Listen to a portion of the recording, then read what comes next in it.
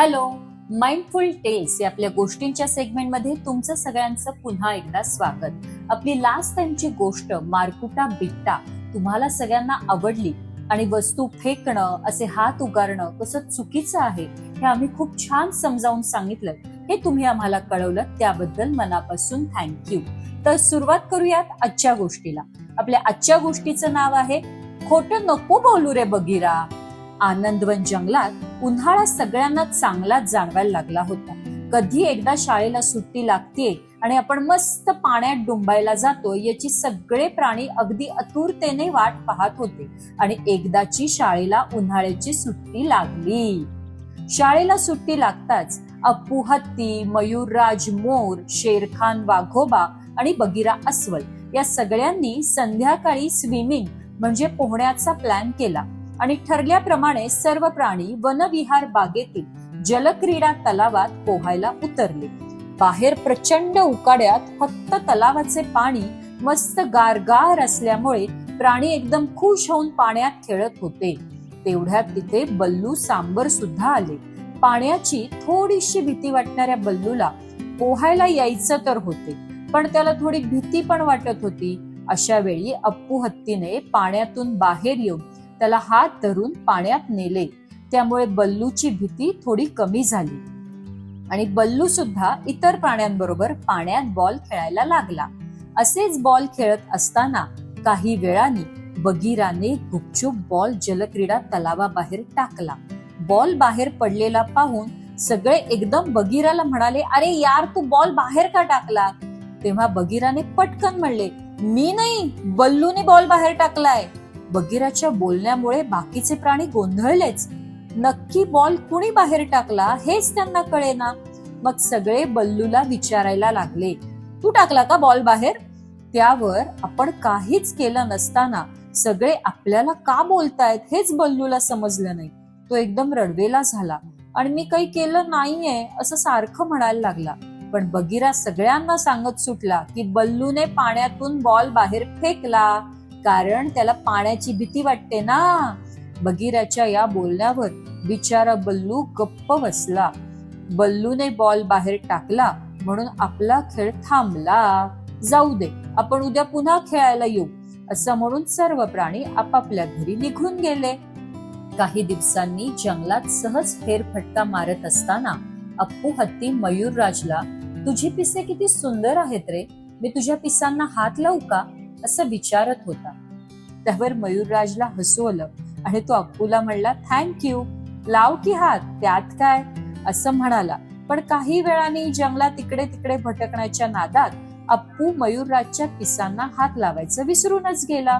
पण जरा वेळाने मयूरराजला अचानक त्याची 2 पिसे बगीराच्या हातात दिसली. पिसे कोणी तोडल्याशिवाय खाली पडतीलच कशी?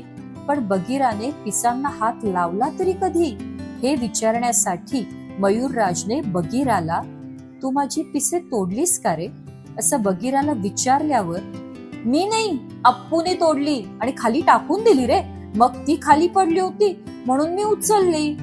मगाशी अप्पूने नाही का तुला म्हणला मी पिसांना हात लावू का, त्यानेच तोडली तुझी पिसे. मयूरराजला हे समजल्यावर खूप वाईट वाटले आणि तो अप्पूशी भांडण करून घरी निघून गेला.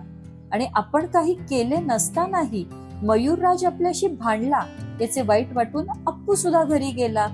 तर एकीकडे आपल्याला मयूरराजची पिसे मिळाली म्हणून बगीरा आनंदाने घरी जायला निघाला. तेवढ्यात शेरखान वाघोबाने बगीराला अडवले. शेरखानने आपल्याला असे मध्येच का अडवले हे काही बगीराला समजेना. तेव्हा शेरखानने बोलायला सुरुवात केली, बगीरा, तू आमचा चांगला मित्र आहेस, तरी तू असं का वागतोस? बगीराला शेरखान नक्की काय म्हणतोय हे काही कळत नव्हतं, म्हणून त्यांनी शेरखानला, तुला नक्की काय म्हणायचंय? त्यावर शेरखान म्हणाला, तू आपल्या मित्रांशी जे खोटं वागलास ते सगळं मी पाहिलं आहे बगीरा. त्या दिवशी जलक्रीडा तलावात तुला बॉल खेळायचा कंटाळा आला होता म्हणून तूच बॉल तलावाच्या बाहेर टाकलास आणि नाव बिचाऱ्या बल्लूचे घेतलेस. आणि आज मयूरराजची पिसे घरी ठेवायची म्हणून तू गुपचूप तोडलीस आणि अप्पूने तोडली असं मयूरराजला सांगितलंस. तुला काय वाटलं तू असं खोटं बोलशील आणि कुणाला कळणार नाही? चुकीचे तू वागतोस आणि नाव मात्र तुझ्या मित्रांचं घेतोस. हे खूप चूक आहे बगीरा. तू असं खोटं बोलायला नको होतस. तुझ्या या खोटं बोलण्यामुळे आता मयूरराज अप्पूशी बोलणार नाही. बल्लू आपल्याशी खेळायला येणार नाही. तुला चालेल का असं झालं तर? खोटं बोलण्यामुळे तुला जे हवं ते तू मिळवलंस, पण तुझ्या हे लक्षातच आलं नाही की हे खोटं कधीतरी पकडलं जाऊ शकते आणि सगळ्यांना कळू सुद्धा शकते. आणि मग तुझ्याशी कोणीही मित्र परत बोलायला येणार नाही. तू एकटा पडशील. कधीही खोटं बोलण्यापेक्षा खरं बोलणं हे जास्त सोपं असतं बगीरा. कारण आपण खोटं बोलतो ना, तेव्हा आपण नक्की कोणाशी काय खोटं बोललो आहे हे लक्षात ठेवावं लागतं. आणि खोटं बोलल्यामुळे आपल्यावर कधीच कोणी विश्वास सुद्धा ठेवत नाही. म्हणून नेहमी खरं बोलायचं असतं बगीरा. शेरखानचं बोलणं ऐकल्यावर आपण सगळ्यांशी खोटं बोललो हे बगीराने कबूल केले. त्यावर तू आधी मयूरराजला जाऊन सगळं खरं सांग, मगच मी तुझ्यावर विश्वास ठेवेन, असं शेरखाननी सांगितल्यामुळे बगीरा खाली मान घालून मयूरराजकडे गेला आणि त्याने स्वतःची चूक कबूल करून, अप्पूने नाही तर मला तुझे पिसे खूप आवडतात आणि मला ते माझ्या घरी फ्लॉवर पॉट मध्ये ठेवायची इच्छा होती, म्हणून मीच तुझे पिसे तुझ्या नकळत तोडली. अप्पूने काही केलं नाहीये, तू प्लीज त्याच्यावर रागवू नकोस. बगीरा खरं बोलला हे पाहून मयूरराजने त्याला थँक्यू, तू मला सगळं खरं खरं सांगितलंस. तू उशिरा का होईना खरं बोललास, म्हणून तुला माझी ही 2 पिसे बक्षीस म्हणून घे, असं म्हणत मयूरराजने स्वतःची 2 पिसे काढून बगीराला दिली. हे लक्षात घ्या, कधीही कोणाशीही खरं बोलण्याचा एक फायदा असतो, तो म्हणजे आपण खरं बोललेलो कधीही लक्षात ठेवावं लागत नाही. आपण जेव्हा कोणाशीही खोटं बोलतो तेव्हा हे लक्षात ठेवावं की ते खोटं फार काळ लपून राहत नाही.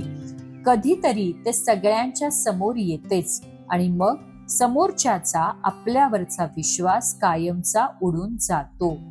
कधी आपण कोणाशी खोटं बोललोच तरी योग्य वेळ आली की खरं बोलून आपली चूक कबूल करणे हे जास्त महत्वाचे असते. थँक्यू.